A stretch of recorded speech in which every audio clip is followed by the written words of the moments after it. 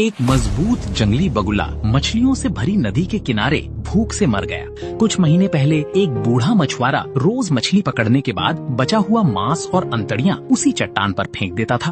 बगुला नीचे उतरता और बिना मेहनत के पेट भर लेता। धीरे धीरे उसे शिकार करने की जरूरत ही महसूस नहीं हुई।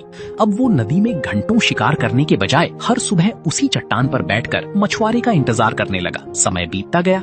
मुफ्त का खाना खाकर उसका शरीर भारी और सुस्त हो गया। उसके पंख कमजोर पड़ गए और शिकार करने की आदत लगभग खत्म हो गई। फिर सर्दी का मौसम आया। बूढ़ा मछुआरा अपना जाल समेटकर गांव लौट गया और फिर कभी वापस नहीं आया।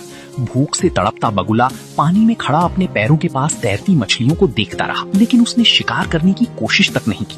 वो बस आसमान की तरफ मुंह खोले खड़ा रहा, जैसे कोई अब भी उसे खाना खिलाने आएगा। आखिरकार वो ठंडे पानी में गिर पड़ा और उसकी मौत हो गई। मनोविज्ञान में इसे गेल-मैन इफेक्ट कहा जाता है। अगर इसे इंसानी लालच और इच्छाओं पर लागू किया जाए तो ये एक बेहद खतरनाक और आरामदायक जाल बन जाता है। इंसान की इच्छाएं एक तरफा घूमने वाले गियर की तरह होती हैं। एक बार जब आप मुफ्त के फायदे और बिना संघर्ष के मिलने वाले आराम का स्वाद चख लेते हैं, तो मेहनत और संघर्ष की राह पर लौटना बहुत मुश्किल हो जाता है। जो लोग हर दिन मोबाइल पर छोटी छोटी रील्स देखकर तुरंत मिलने वाले मनोरंजन के आदी हो जाते हैं, वे अक्सर लंबे समय तक किसी गहरी किताब पर ध्यान लगाने का धैर्य खो देते हैं।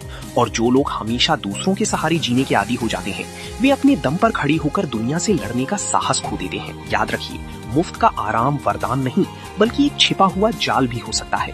इसलिए खुद को संघर्ष और मेहनत से दूर मत होने दीजिए, क्योंकि जिस दिन सहारा देने वाला हाथ पीछे हट जाएगा, उस दिन आपको आपकी अपनी ताकत ही बचाएगी।